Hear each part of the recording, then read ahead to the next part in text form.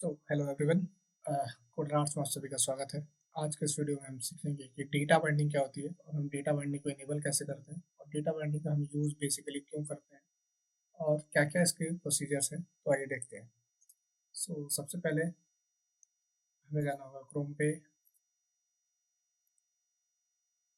सो यहाँ पे हम सर्च करेंगे कि सबसे पहले कि what is data binding.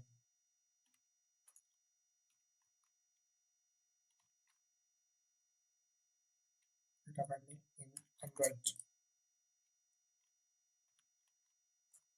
Okay. So यहाँ पे हम बहुत सारी चीज़ें यहाँ पर हमें बहुत सारे ब्लॉग्स मिल जाएंगे जिसके थ्रू भी हम यूज़ करके हम ये देख सकते हैं कि क्या क्या डेटा बाइंडिंग होती है और किस तरह से हम उसका यूज़ करते हैं। तो जो सबसे पॉपुलर है वो एंड्रॉयड डेवलपर्स की लाइब्रेरी की साइट, जहाँ पे हम देख सकते हैं कि डेटा बाइंडिंग कैसे होती है और कैसे हम उसको इनेबल करते हैं। और हमारे पास गीक्स फॉर गीक्स के भी बहुत सारे ब्लॉग्स अवेलेबल हैं, बहुत सारे डेटा बाइंडिंग के भी ब्लॉग्स अवेलेबल हैं। हम किसी भी एक को ओपन करते हैं। तो आइए चलते हैं हम एंड्रॉयड डेवलपर्स की साइट पे और देखते हैं कि क्या होती है एक्चुअल में डेटा बाइंडिंग। जब भी हम इस साइट पे रिडायरेक्ट करते हैं, यहाँ पे हमारे पास डेटा बाइंडिंग की कुछ लाइब्रेरीज होती है, ठीक है। सो अगर आप देखेंगे तो इसमें पहले हम क्या करते थे, फाइंड व्यू बाय आईडी का यूज़ करके हम किसी भी टेक्स्ट में डेटा को रेंडर कराते थे। जैसे मान लो हमारे पास यूआई होती है, तो जैसे कि हम देख सकते हैं कि यहाँ पे जो हमारा यूआई है, जैसे मान लो मेन एक्टिविटी, ठीक है। इसके अंदर अगर हम देखेंगे, आप देख सकते हैं कि इसके अंदर एक आईडी दी हुई है ना, आईडी नेव होस्ट करके। इस नेविगेशन होस्ट आईडी का यूज़ करके हम किसी भी प्रोग्राम को इम्प्लीमेंट करते हैं और यहाँ पे चेक करते हैं कि बेसिकली हम इसके आईडी से ही इसे इनिशियलाइज करते हैं, ठीक है। अभी आप देख सकते हैं कि हमारे पास एक्टिविटी मेन बाइंडिंग है। इसको मैंने कैसे इम्प्लीमेंट किया है ये हम इस वीडियो में सीखेंगे। यहाँ पे अगर आप देखेंगे तो हम यहाँ पे पहले फाइंड व्यू बाय आईडी का यूज़ करते थे पुराने तरीके से, जिसमें हम आईडी को इंटीग्रेट करते थे और उस आईडी को यहाँ पे यूज़ करके शो करते थे। इसके बाद हम क्या कर सकते हैं, अभी एक टेक्स्ट व्यू के अंदर व्यू मॉडल के थ्रू भी हम कोई डेटा को इसमें रेंडर करा सकते थे डायरेक्टली, ठीक है। और हम चाहे तो डेटा बाइंडिंग लाइब्रेरी का भी यूज़ कर सकते थे।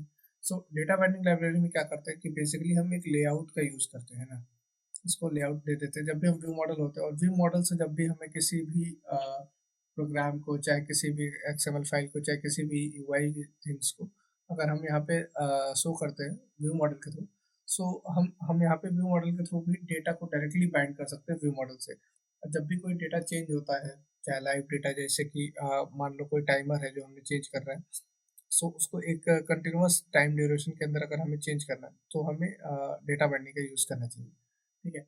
इसके थ्रू हम लेआउट का यूज़ करेंगे, इस लेआउट के अंदर ही हम पूरा डेटा लिखेंगे। अब जैसे मान लो एक्टिविटी मेन है, ठीक है।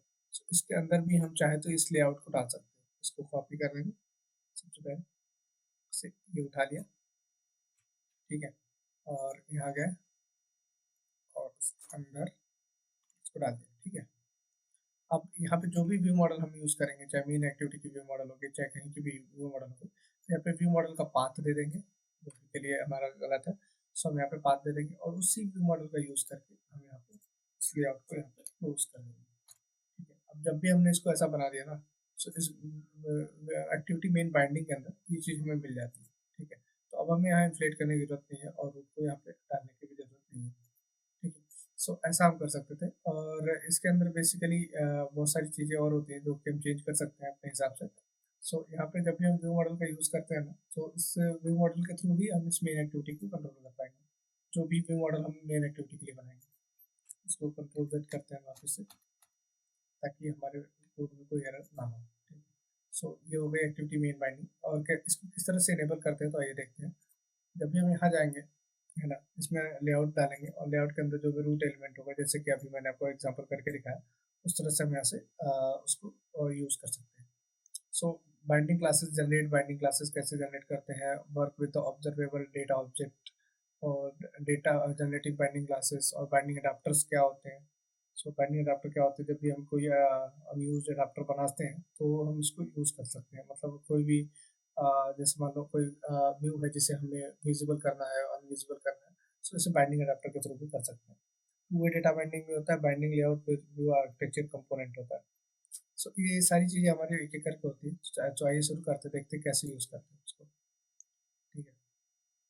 सबसे पहले हमारी जो बेसिक रिक्वायरमेंट है वो Android build dot Gradle file के अंदर हमें बिल्ड फीचर में डेटा बाइंडिंग को इनेबल करना पड़ता है। ठीक है। और उसके बाद हमें कुछ सिंटेक्स को भी ख्याल रखना पड़ता है कि हम किस तरह से सिंटेक्सेस का यूज़ करेंगे।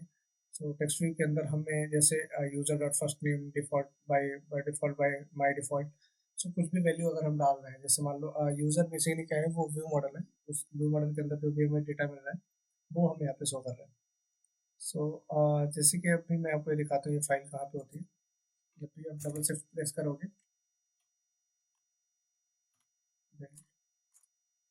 ओके, आप देख सकते हैं यहाँ पे मैंने व्यू बाइंडिंग को इनेबल ट्रू किया हुआ है। ठीक है, जैसे कि यहाँ पे दिया हुआ है। ठीक है, build feature data binding equal to true, same to same यही चीज़ भी हमने यहाँ पे किया हुआ है। ठीक है, अब इससे क्या हो गया कि हमारी जो व्यू बाइंडिंग है वो इनेबल हो चुकी है। हम पहले डेटा बाइंडिंग का भी यूज़ कर सकते हैं, व्यू बाइंडिंग का भी यूज़ कर सकते हैं। ठीक है, अब ये व्यू बाइंडिंग बेसिकली क्या करता है कि पूरा व्यू एक मेन एक्टिविटी के थ्रू बाइंड कर देता है और इसको हम यूज़ कर पाते हैं अपने एप्लीकेशन में। ठीक है। इसके आगे अगर हम चलते हैं तो आप देख सकते हैं कि सपोर्टिंग डेटा बाइंडिंग क्या क्या होता है। सिंटेक्स की हाईलाइटिंग करती है सबसे पहले, और फ्लैगिंग करते हैं, एक्सएमएल कोड का कंप्लीशन करता है और बहुत सारी सारी चीज़ें करता है। लेआउट एंड बाइंडिंग एक्सप्रेशंस क्या क्या होते हैं वो हम देखते हैं। देखिए, सबसे पहले हमें यहाँ पे एक लेआउट के अंदर डेटा वेरिएबल को क्रिएट करना होगा और इस डेटा वेरिएबल का यूज़ करके हमें यहाँ पे डेटा यहाँ पे सेव करना पड़ेगा। Variables name user and type dot example dot user. ठीक है, तो जो भी वेरिएबल हम बनाते हैं ना यहाँ पे, ये ये इस यूजर नाम से बनाया हुआ है। ठीक है, अब इसी का यूज करके हम यहाँ पे डेटा को इंसर्ट करते हैं। ठीक है, हमें यहाँ पे इंसर्ट करने की जरूरत नहीं पड़ेगी, हम व्यू मॉडल से डायरेक्ट व्यू को कंट्रोल कर सकते हैं। ठीक है, वर्किंग विद ऑब्जर्वेबल, ऑब्जर्वेबल क्या करता है? Basically work with observable data object. Observability is the refer to the compatibility of the notify in its data. Data binding library का हम यूज़ करते हैं ताकि हम ऑब्जर्व कर पाएँ जो भी चेंजेस हमारे साथ हुए हैं, जो भी व्यू में चेंजेस हुए हैं। जैसे मान लो यूजर क्लास हमने बनाई थी और इसके अंदर हमने गूगल डाला और वेरिएबल में एज डॉट यूजर किया। हमें यहाँ पे बेसिक ऑब्जर्वेबल कनेक्शन मिल गया। ठीक है, अब हम क्या करते हैं, ऑब्जर्वेबल अरे के अंदर ये सारा डेटा डालते हैं, फर्स्ट नेम में और लास्ट नेम में और एज में। ठीक है, इतने सारे डेटा डालने के बाद और इस लेआउट का यूज़ करके हम डेटा और डेटा का यूज़ करके हम यहाँ पे ऑब्जर्वेबल मैप का यूज़ करके यहाँ पे डेटा डाल सकते हैं। जो भी लाइव चेंजेस होगी वो हमें यहाँ पे दिखाई देगी ऑब्जर्व करते हुए। जैसे बाइंडिंग क्लासेस बनाते हैं वो भी हम आपको दिखाते हैं। सबसे पहले ऑन क्रिएट पे जाते हैं और इस तरह से हम अपने ऑब्जेक्ट को क्रिएट करते हैं। ठीक है, और इसमें अगर आएंगे तो my layout binding inflate dot get layout inflater. अगर आप यहाँ पे जाके मेन एक्टिविटी में चेक करते हो, यहाँ पे आपने एक बाइंडिंग का ऑब्जेक्ट बनाया हुआ है और इस बाइंडिंग के अंदर इन्फ्लेट किया हुआ है सेम टू सेम प्रोसेस के थ्रू। ठीक है, ये चीज़ें हैं। और इसमें अगर आप देखेंगे ध्यान से, if the layout is inflated using a different mechanism you can bind it separately as follow. ठीक है, व्यू रूट क्या है?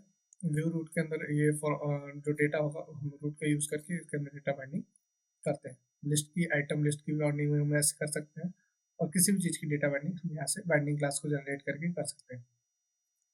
बाइंडिंग अडाप्टर्स क्या क्या होते हैं वो हम देखते हैं आगे। बेसिकली क्या होते हैं, जब भी हमारे पास जैसे हमारा कोई ड्राइवर लेआउट है, ड्राइवर लेआउट जैसे कि नेविगेशन ड्राइवर, जब भी हम किसी पे क्लिक करते हैं तो एक नेविगेशन ड्राइवर खुलता है। हम मोस्ट ऑफ द एप्लीकेशन में इस चीज़ को देखते हैं और नोटिस करते हैं। जैसे कि पेटीएम में हम देखते हैं कि हमारा जो प्रोफाइल सेक्शन होता है वो नेविगेशन ड्राइवर के अंदर होता है। यहाँ पे वो चीज़ दिखाई देती है। और bind layout into the architecture component. Architecture component जैसा कि मैंने बताया आपको, एमवीवीएम के थ्रू हम कैसे उसको यूज़ कर सकते हैं। व्यू मॉडल एक्टिविटी है। अब इस व्यू मॉडल के अंदर जो भी हमने डेटा बाइंडिंग की हुई है तो यहाँ पे इसके थ्रू भी हम शेड्यूल कर सकते हैं। ठीक है, यहाँ पे देखिए शेड्यूल व्यू मॉडल का नाम भी लिखा हुआ है, इसके थ्रू भी हम लाइव डेटा का यूज़ कर सकते हैं। ठीक है, टू वे बाइंडिंग क्या होता है वो भी देख लेते हैं। बेसिकली जब भी हम देखते हैं जैसे चेकबॉक्स होता है कि view model dot remember me, view model dot remember me changed on check change. जब भी चेक चेंज होता है तो हमें क्या प्रोसीजर करना है क्या नहीं करना है, तो वो टू वे बाइंडिंग होती है। जैसे मान लो कि एक और से अगर हमने कुछ व्यू मॉडल के थ्रू से चेंजेस किए हुए हैं तो हम यूआई के थ्रू भी उसको चेंजेस जो कि रिस्पॉन्स बैक कर सकते हैं, वो होता है टू वे बाइंडिंग। ठीक है, इसके थ्रू हम यूज़ कर सकते हैं। तो हम कैसे करते हैं, बाइंडेबल क्लास का नोटेशन का यूज़ करते हैं। उसके अंदर एक बूलियन डाल के यहाँ पे हम ये चेक कर सकते हैं कि आपको हमारे यूज़र रिमेंबर रखना है कि नहीं रखना है। सो यहाँ पे सेव कर सकते हैं डेटा को अपने शेयर प्रेफरेंसेस पे या फिर अपने किसी भी या फिर सर्वर पे भी हम सेव कर सकते हैं। यहाँ पे बाइंडिंग एडाप्टर्स और इस तरह से क्लासेस को लिखते हैं, यहाँ पे एज एग्जांपल है, आप यहाँ पे जाके भी देख सकते हैं। सो ये है डेटा बाइंडिंग। सो और भी चीज़ों में हमने इस डेटा बाइंडिंग का यूज़ किया, जैसे यूनिवर्सिटी लिस्ट फ्रेगमेंट, ठीक है। इसके अंदर अगर आप देखेंगे तो यहाँ पे हमें मिलता है ये डेटा बाइंडिंग का यूज़ करके, ठीक है।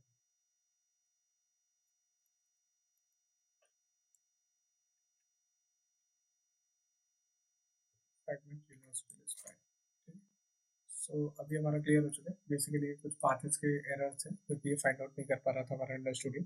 सो इस तरह से हम किसी भी बाइंडिंग का यूज़ कर सकते हैं। इस बाइंडिंग का यूज़ करके ही हम अपने डेटा को शो करते हैं। सो बहुत ही एक क्रूशियल पार्ट है, बहुत एक इम्पॉर्टेंट पार्ट है डेटा बाइंडिंग। सो अगर आप भी इंटरेस्टेड हो किसी भी ऐसे डेटा बाइंडिंग प्रोजेक्ट के लिए, चाहे ऐसा कोई टास्क है जिसमें आपको मदद की ज़रूरत है, तो आप हमारे दिए गए ईमेल आईडी पर हमसे कॉन्टेक्ट कर सकते हैं।